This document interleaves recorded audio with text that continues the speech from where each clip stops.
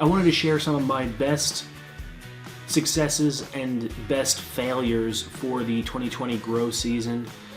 I made a lot of mistakes. I did a lot of things right, but next season I'm going to be doing things totally different.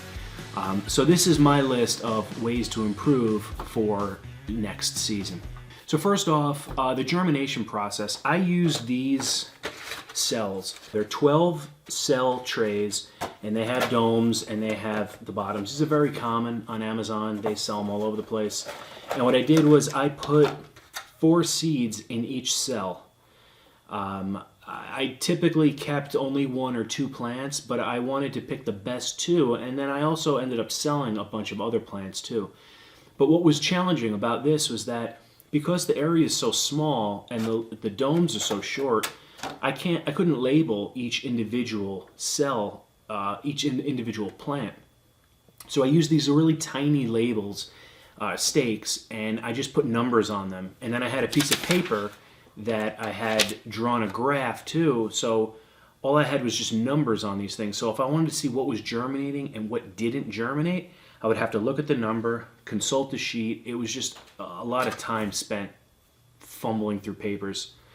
And also when I took the plugs out, I would have to separate all of the seedlings, which is a delicate process. I ended up breaking some of the seeds. Some of the plants didn't make it. Voila.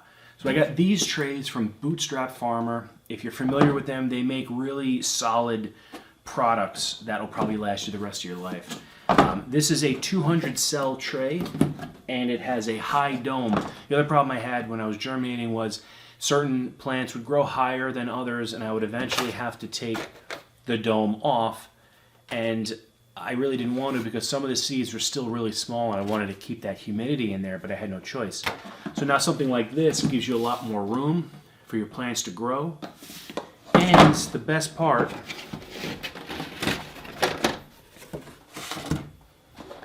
is that this is a 200 cell tray and it fits inside a 1020 tray. Very nice. These trays are so solid. So now I'm going to put one seed in each cell. And because the domes are high, I can use bigger stakes, larger stakes. I can write what the plants are in each cell. So if I want to check to see, are my reapers growing? I know these are reapers. They're growing, or they're not growing, which is what happened this season. And then when it comes time to transplant, pop the whole cell of dirt out, put it in a pot. So much easier. The other mistake I made was I germinated all my seeds at the same time. My super hots, my regular hots, my tomato plants, even my cucumber plants. I had no idea that the cucumbers were going to germinate in 3 days. So I had cucumbers growing and they maxed out their little 3.5-inch pot within like 2 weeks. And they just stayed there stagnant for 3 months growing indoors. I definitely don't want to do that again. So I'm going to stagger my germination, starting with my super hots since they take the longest to germinate. I'm going to start them first, let them go for a month, and then the next month I'll start my regular hots. And if I germinate tomatoes and cucumbers, I'll do that at the very end. I planted my plants way too close together. I think I gave them 17-inch spacings, and they really needed a lot more space. Once they became bushy and full and reached their full height, they it was tough to tell them apart. They started growing into each other. They did not get a lot of airflow. I'm going to do 24 inches, 2 feet apart in the spring, just to give them a little bit more space. I won't be able to plant as many plants, but I'm hoping that I can devote the attention I need to the plants so that they grow fuller and produce more pods rather than having a ton of plants. So we'll see how that works out. Another thing is I planted way too many plants. I planted over 100. I think I had 120, and it was too much to keep up with. I forgot about insect control and pruning and trimming. It was a lot to handle. So I would plant as many as you can that your schedule allows for you to maintain these plants. So definitely don't go too much. The other thing I want to mention is plant multiple plants of the same breed. So if you want one jalapeno plant, plant 2. Plant 3 if you can. And you want to experiment, because there's a lot of tips and tricks online, things that I'm telling you that might not be relevant for your climate, your location, your growing style. So growing 2 or 3 plants gives you the freedom to experiment. Put a little bit more fertilizer, see how that reacts. Top them, don't top them. This way, if you screw one up and it dies, you're not out for the whole season. So next time I'm going to write down each individual plant and give it a number.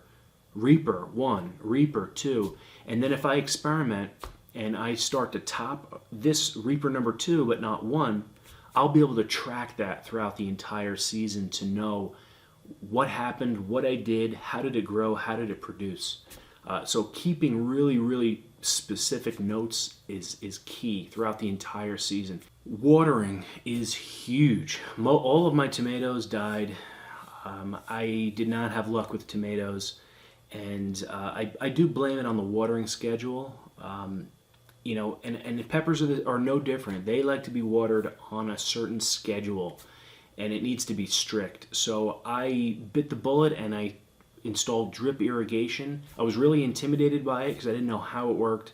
It's pretty inexpensive and it's a lot easier than you might think. I'm going to do a video if I don't have one out already on drip irrigation and how I set mine up. So it was a huge time saver, made things so easy, and I knew that I was giving the plants strict water scheduling. So I think that is huge. Transplant outside when it is warm. I think everyone's really itching to get their plants out of their house, into the ground, outside. This year was really late. It didn't warm up until, a month after Mother's Day, which is my benchmark. Typically, it's when the temperature is consistently over 50. You don't want it to dip below that. So it was about a month after Mother's Day, and it was still way too cold. I put the plants in the ground or in grow bags, and they stalled out for a while before they really took off. So I think leaving them indoors where they're comfortable and they can grow, waiting a little bit until the temperatures maybe in the 60s or 50, at least 55. This way there's less transplant shock when you do bring them outside, and hopefully they won't stall out as long. I would recommend trimming the bottom maybe 5 or 6 inches from the ground up, pretty much before that big V starts on the plant. This way you get airflow in there. I didn't do that at first, and things looked really nasty in there. The ground was always wet. These are my in-ground beds. The ground was always wet, and there were just wet leaves in there. It just looked terrible. I also couldn't see what was going on. The creatures living in there. So I started trimming everything up, maybe 6 inches, nothing crazy. And what a difference it made. Air was able to get in there, everything dried out, and it looked really healthy. I used grow bags this season. I used them last season too, and I gotta tell you, I don't really like the grow bags. Everyone is, everyone goes crazy about them, the whole air pruning and everything. You can read up on it if you don't know. I really didn't enjoy them. So what I did at first was I wanted to maximize the soil volume by planting the plant as close to the top as possible. This way I would allow for more room for the roots to grow, bigger roots, longer roots, bigger plant. What I didn't realize was after the soil started to compact over time, I started seeing the roots show at the top. The plant also was pretty unstable, and when we got those strong winds, I really had to do some crazy staking. So I really wish I had planted them further down into the grow bag. Mulch is a must with grow bags, at least 2 inches, an inch minimum. Put it on top. It really helps to prevent those swings of going from wet to dry quickly. It helps retain moisture. I definitely recommend the mulch. The other thing about the grow bags I didn't like was watering them. You've probably seen this if you have it. You water them from the top, and then all of a sudden you start seeing water pour out of the side. And it left me unsure how much water did I actually give the plant, how much got to the roots. Watering them in a certain way, making the soil have a concave in the middle, helped a little bit, but I was still unsure. My plastic pots, I sprayed water, and I knew that what went in there went through the soil.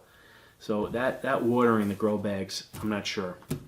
I did a little test at the end of the season. I'm going to try to pull up those pictures of what the roots looked like from the grow bags, and it was versus the plastic pots, and it was really impressive. I mean, I saw the roots didn't get as root bound as I thought they would in the plastic pots. I was expecting thick matted circular roots. It wasn't that bad. The roots from the grow bags, though, they just seemed to grow out and stop. So there was no bounding at all. Whether or not that improved the yield of the plant, I really don't know. Maybe I'll do an experiment next season and see, but I don't know. So that's pretty much it. I hope that helped. I'm going to be taking videos and documenting the process really hardcore this for season 21, so be on the lookout for those videos, and let me know what you think in the comments below. Thank you.